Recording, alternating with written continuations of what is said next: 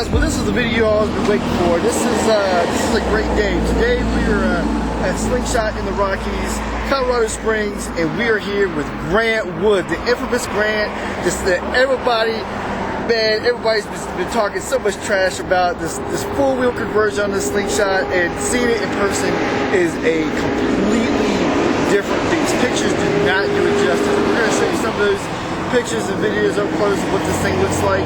But today, the whole purpose of this video is to talk with Grant and give everyone the first true opinions of what this conversion does, how it feels, and what it's like to drive. How many miles? Just about 1,600 miles. 1,600 miles in this conversion, with this conversion, and there's some things you like about it, some things you don't like about it, right? Yeah.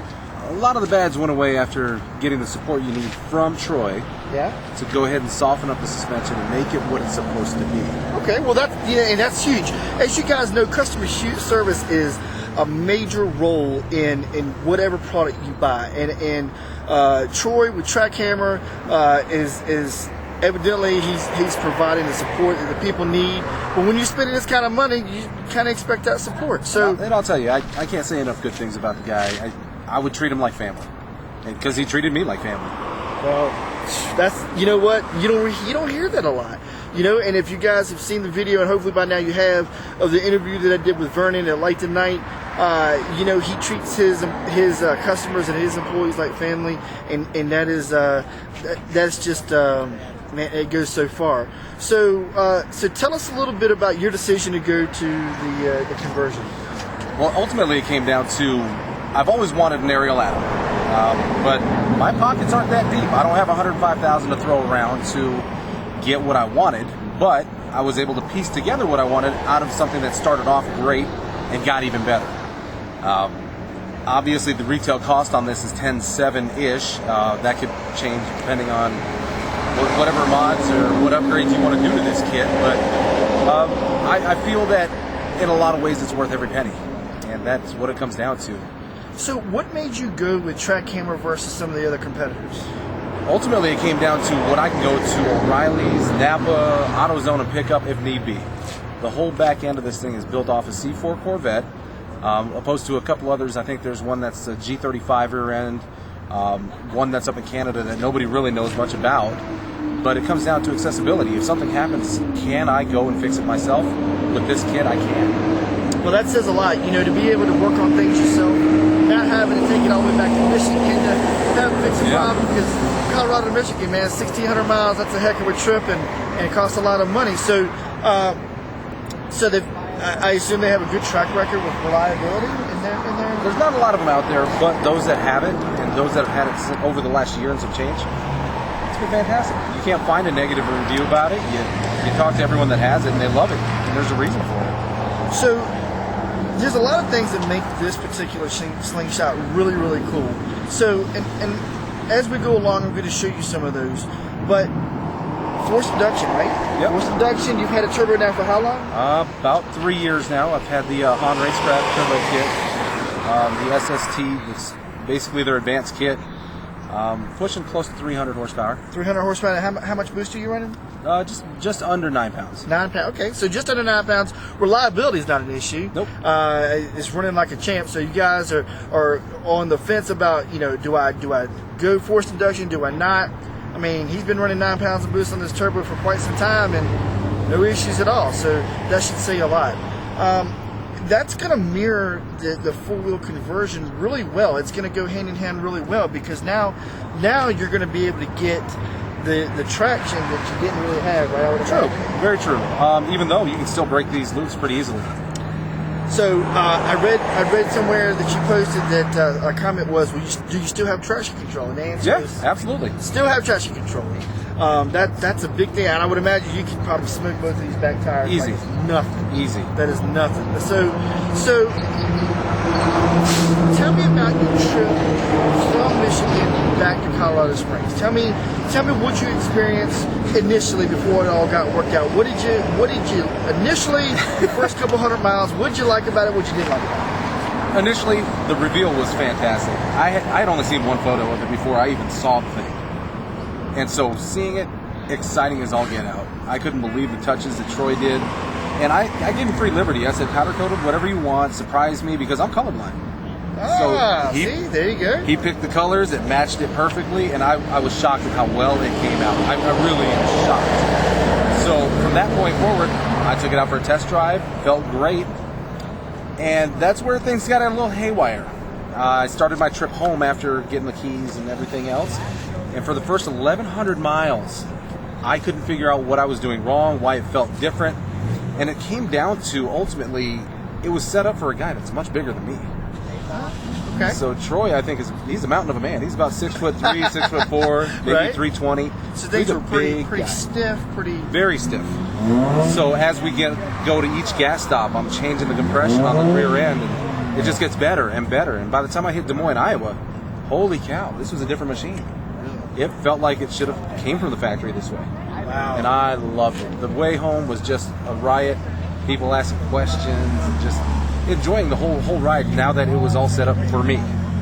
Well, and that's important, because just like seats, just like anything else, it's all about customizing it to you. And this is no different. This rear end has to be dialed in to you. You as a person, I would imagine, especially if you're riding with passengers a lot, you may have to adjust it for that a little bit based on the weight, but probably not much. So I do have a question though. You told me, or you said on the forum boards that gas mileage was an issue. So I want to talk a little bit about gas mileage. The gas mileage has dropped, not tremendously. Okay. But I had to go ahead and get it back into Colorado. There's something going on with the PCM, and I got to send it out to Bob to get retuned or reflashed. But the gas mileage dropped 3 miles per gallon.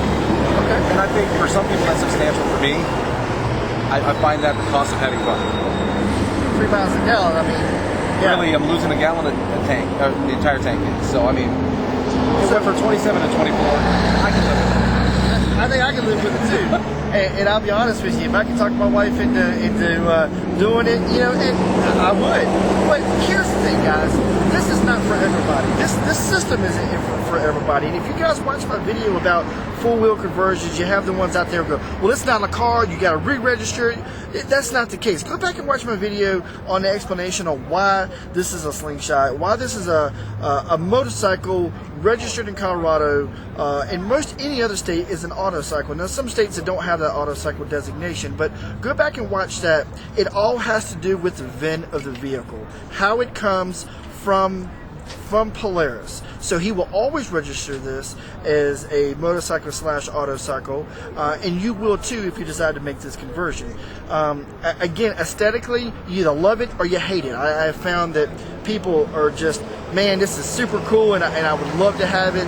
And then the others go, well, hey, number one comment I've seen so far is, well, why don't you just buy a car? That one, or when the training wheels come off. Yeah, when the training wheels come off. I saw that comment the other day too. I was like, man, come on, man. I'll lay some things to rest as far as the traveling across the nation. I went through 5 states.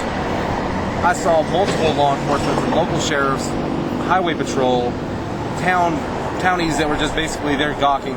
Every single one of them smiled, laughed, waved, just happy to see me go along. Not one stop in the 1,600 miles, and not one time did I ever feel like I was going to be in trouble for having a 4-wheel conversion. Well, that says a lot. And I think in law enforcement in general, and I can really talk to this particular subject, law enforcement in general are looking for, is this thing registered? They may not know what it is.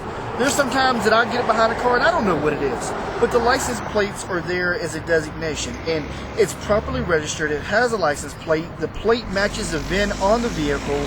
Everything is within order. And again, we're talking federal guidelines here. So you're not going to have to worry about getting a ticket, because there's nothing enforceable for that officer to be able to change. He doesn't have, generally speaking, they don't have federal authority, and they're not going to bother with,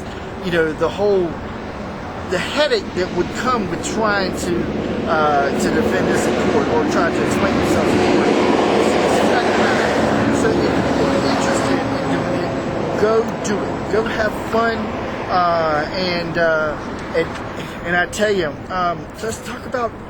There was some question about fenders. Do you look at fenders? I am. The rooster tails are pretty bad under 10 miles an hour.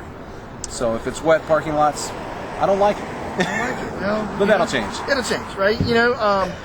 When I first saw the picture of it when you posted, I was like, man, that's not too. Maybe it was because it wasn't powder coated yet, or whatever the case was. I was like, It changed a lot. I don't know if I really like it, but man, seeing it out here today, seeing it in the sun, seeing the quality of work that goes into this. So you would say the only real issue that you had that you resolved was really the adjustment in the shots. And what's scared me about the whole process of driving back that 1,100 miles was I didn't know how to make the adjustments.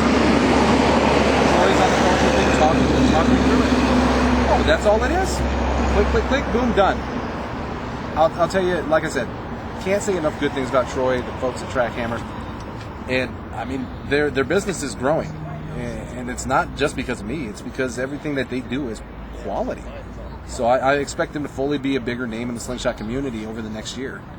And that's great. I heard some rumors today. I don't know how true these are, but I've heard from some good sources that potentially next year we're looking at some automatic options in the Slingshot. We'll see how that works out. I've heard that. I know rumors are rumors, but I think if Polaris really wants to appeal to the masses, that might be a good option for them to go into an automatic route, and I think it would really boost your sales. I can back that up too. I was in Huntsville about 7 or 8 months ago, and one of the engineers that gave me the tour, they told me that the automatic is already good to go, but it's just a matter of when. So I really think that this is going to make a huge difference for consumer wise. They're going to be able to. People who can't drive a manual are going to be able to jump into these Slingshots, press drive, and take off. And so that's great to hear. So you heard a little bit of the bad because there really wasn't much, and then you heard a lot of the good. This is, if you're looking to do this conversion, again, guys, go do it. Go have fun. If you got the money and you want to spend it, go have fun. Go have it and rip it. This is going to be. You can't take the money with you when you die. So. You can't. You really can't. Now, you tell my wife that's a different story, but right now, this is great. If you guys are in the Colorado Springs area over the next couple of days, you want to come out to Hotel Elegante.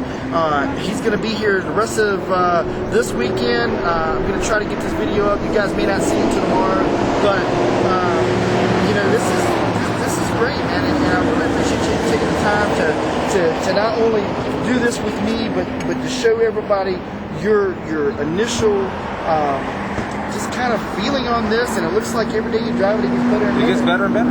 So I'm happier every day that I got it done. Well, that's awesome to hear, guys. If you like what you see, please like and subscribe to the channel.